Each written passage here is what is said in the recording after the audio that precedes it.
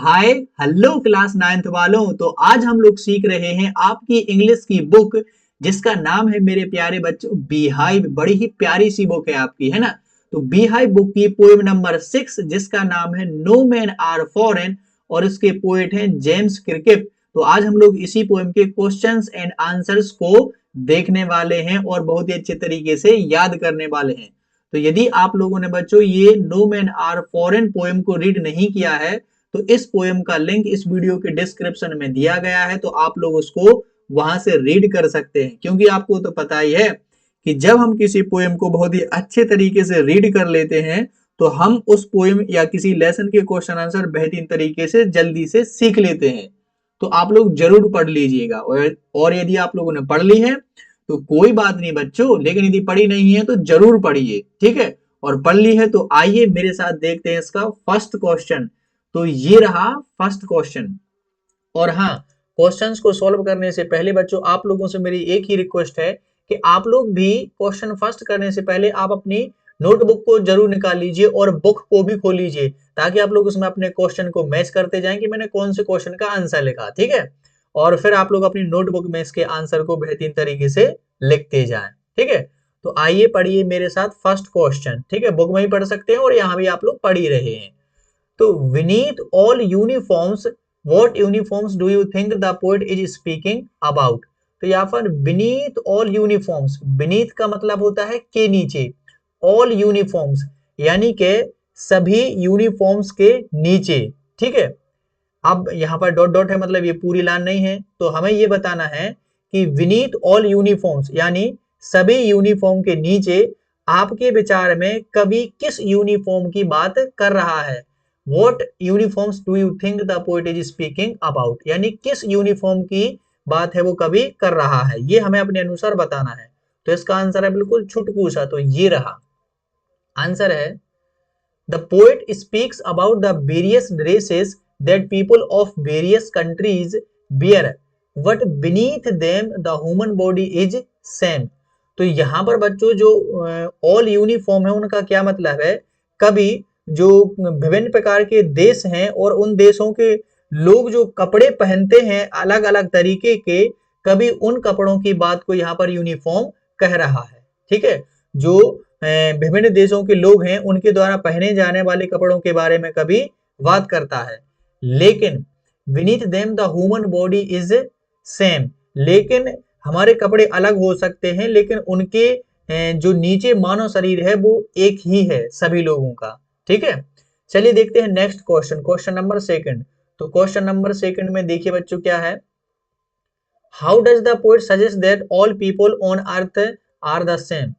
तो कवि कैसे हमें सजेस्ट करता है या सुझाव देता है कि पृथ्वी पर सभी लोग एक जैसे हैं।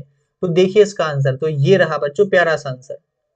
The poet says that nobody is different, कवि कहता है कि कोई भी व्यक्ति डिफरेंट यानी अलग नहीं है। नो कंट्री इज फॉरेन, कोई भी देश विदेश नहीं है। Because all people have the same kind of body, क्योंकि सभी लोगों का शरीर एक जैसा है। We breathe the same air, हम एक ही हवा में सांस लेते हैं। We sleep and wake up in the same way, और हम एक ही तरह से सोते हैं और जागते हैं। We die in the same way, और हम एक ही तरह से मरते हैं। दस वी आर ऑल सेम, और इस प्रकार से हम सभी लोग समान हैं, कोई भी व्यक्ति हमसे अलग नहीं है, ठीक है। तो ये बातें हमें कभी बताता है कि हम सभी लोग समान हैं, ये वो तर्क देता है कि इसके अनुसार हम लोग सभी समान हैं, ठीक है। चलिए देखते हैं third question, question number third कौन सा है। तो यहाँ पर हमारे पास में क्वेश्चन नंबर सेकंड, ठीक है। और अच्छा, ये फर्स्ट वाले में दो थे, अब ये सेकंड वाला है, ठीक है। फर्स्ट वाले में दो थे, अब ये सेकंड वाला है। तो सेकंड वाला क्वेश्चन क्या कहता है, इन stanza first find 5 ways in which we all are alike, pick out the birds।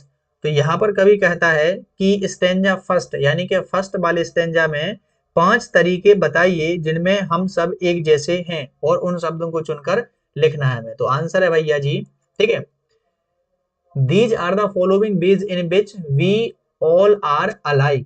तो ये निम्नलिखित तरीके हैं जिनमें हम सभी लोग एक जैसे हैं। तो पहला कौन है, नो मैन आर स्ट्रेंज, कोई भी व्यक्ति अजीब या अनजान नहीं है। नो कंट्रीज आर फॉरेन, कोई भी देश विदेश नहीं है। A single body breathes under different uniforms, और एक ही शरीर अलग अलग यूनिफॉर्म के नीचे सांस लेता है। तो यहाँ पर मैंने 3 ही लिखे हैं, लिखने थे कितने 5, तो ये हमारे 3 भी चल जाएंगे, ठीक है। वैसे 5 आप लोग लिख सकते हैं, कोई दिक्कत नहीं, लिख सकते हैं आप लोग, ठीक है, पर ये भी बहुत ही बढ़िया सा आंसर है। चलिए देखते हैं क्वेश्चन नंबर 3। तो क्वेश्चन नंबर 3 कौन सा है? How many common features can you find in stanza second, pick out the words. तो यहाँ पर हमें बताना है बच्चों कि आपके द्वारा जो स्टैंजा नंबर 2 है उसमें कौन सी कॉमन फीचर्स यानी कौन सी समानता हमें दिखाई देती हैं, उनको लिखना है, उन शब्दों को लिखना है। तो ये छोटा सा आंसर है भैया, देख लीजिए। The following common features are given in the stanzas. तो जो कॉमन फीचर हैं यानी कि जो सामान्य सी बातें हैं वो निम्नलिखित हैं। तो पहली है सन यानी सूरज के बारे में, जो सूरज है वो हम सभी के लिए एक है, चाहे हम किसी भी देश में रहते हो। हवा है, पानी है, सेम हैंड्स है, हम सब लोगों के एक जैसे हाथ हैं। Peaceful harvests required for human survival, और मानव के जीवन के लिए आवश्यक जो शांतिपूर्ण फसलें हैं, ठीक है, वे उगाई जाती हैं। तो ये सब चीजें हैं जो कि कॉमन फीचर हैं हम सभी दुनिया भर के सभी लोगों के लिए, चाहे हम लोग किसी भी देश में रहते हो, ठीक है। हम सब के लिए सूर्य एक सा है, हवा एक सी है, पानी एक से, हम सब लोगों के हाथ एक से हैं, और जीवित रहने के लिए फसल भी सभी लोगों के लिए एक जैसी है, ठीक है, मतलब खाना फूड एक जैसा है। चलिए देख लेते हैं नेक्स्ट क्वेश्चन, क्वेश्चन नंबर 4। तो इस चैप्टर का लास्ट क्वेश्चन है क्वेश्चन नंबर 4। तो मैं ले लेता हूँ कौन सा, चलो ये ले लेता हूँ, ठीक है, dark blue.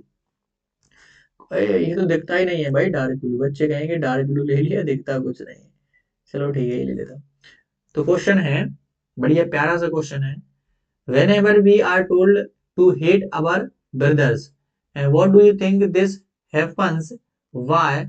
Who tells us? Should we do as we are told as such times? What does the poet say? तो यहाँ पर एक क्वेश्चन थोड़ा सा बड़ा है लेकिन प्यारा क्वेश्चन है। तो whenever यानी कि जब भी हमें अपने ब्रदर्स यानी कि हमारे भाइयों से नफरत करने के लिए कहा जाता है, तो आपको क्या लगता है कि ऐसा कब होता है और ऐसा क्यों होता है, और वे कौन लोग होते हैं जो हमें ऐसा करने के लिए कहते हैं? क्या हमें उनकी बात मान लेनी चाहिए? यानी कि कुछ लोग हमें कहते हैं कि अपने भाइयों से नफरत करो, तो क्या हमें नफरत करनी चाहिए? चलिए देखते हैं इसका आंसर क्या है। तो वैसे इसका आंसर नो ही होगा कि हमें नहीं करनी चाहिए। तो इसका आंसर बड़ा प्यारा सा है, ठीक है, ये रहा।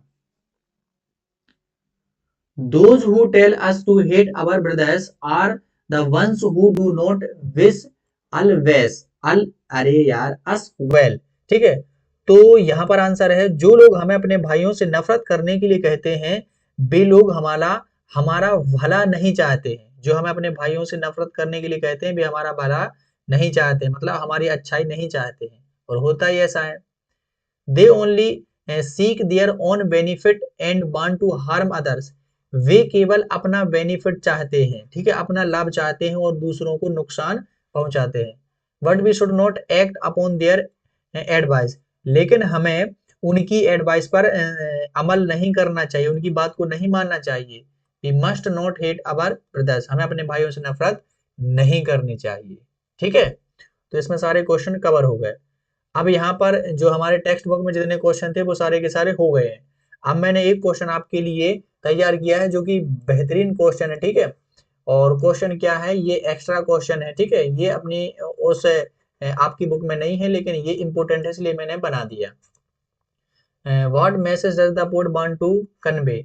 कवि है वो हमें क्या मैसेज देना चाहता है इस कविता से, या फिर अथवा में इसका क्वेश्चन कैसे आ सकता है। Write the central idea of the poem no man are foreign. इस कविता का केंद्रीय भाव क्या है, ठीक है, नो मैन आर फॉरेन। तो चलिए देख लेते हैं इसका आंसर क्या है बच्चों जी। तो इसका आंसर है, ये हर पोएम का आपको सेंट्रल आइडिया या मैसेज आपको याद होना चाहिए, ठीक है। तो आंसर है the poem no man are foreign has written by James Kirkup, ठीक है। तो ये जो कविता है नो मैन आर फॉरेन, कोई भी व्यक्ति विदेशी नहीं है, ये जेम्स क्रिकेप के द्वारा लिखी गई है। This is a simple but forceful poem. ये साधारण सी कविता है लेकिन बड़ी फोर्सफुल यानी प्रभावपूर्ण कविता है। In this poem, the poet wants to say that even if we live in our different countries, have different religion और कलर। ठीक है, but we are all still human beings. तो कभी यहाँ पर हमें इस कविता में संदेश देना चाहता है कि भले ही हम एक दूसरे देश में रहते हों, यानी अलग अलग देश में रहते हों, हमारा धर्म अलग हो या हम अलग रंग के हों, लेकिन फिर भी हम सभी लोग इंसान हैं, यानी हम सब एक हैं। We should not hate and fight with others. हमें दूसरों से नफरत नहीं करनी चाहिए और ना ही लड़ना चाहिए। We should love each other. हमें एक दूसरे से प्रेम करना चाहिए, चाहे वो किसी दूसरे देश का हो, किसी दूसरे गांव का हो, शहर का हो, या उसका कलर या धर्म कुछ भी हो, हमें उनसे लड़ना नहीं चाहिए, उनसे प्रेम करना चाहिए। तो यही इस कविता का मेन मैसेज है। यहाँ पर सारे के सारे क्वेश्चन आंसर हो गए हैं। ठीक है, तो लास्ट में क्या होता है, लास्ट वाली स्लाइड में थैंक्स फॉर ज्वाइनिंग मी। आप लोगों का बहुत बहुत धन्यवाद मुझे ज्वाइन करने के लिए। और यदि आप लोग अभी तक बने हुए हैं तो भाई साहब लाइक कर दीजिए, शेयर कर दीजिए और चैनल को सब्सक्राइब कर दीजिए यदि नए हैं तो, क्योंकि आप लोग रेगुलर स्टूडेंट होंगे तो आप लोगों ने सब्सक्राइब कर रखा होगा।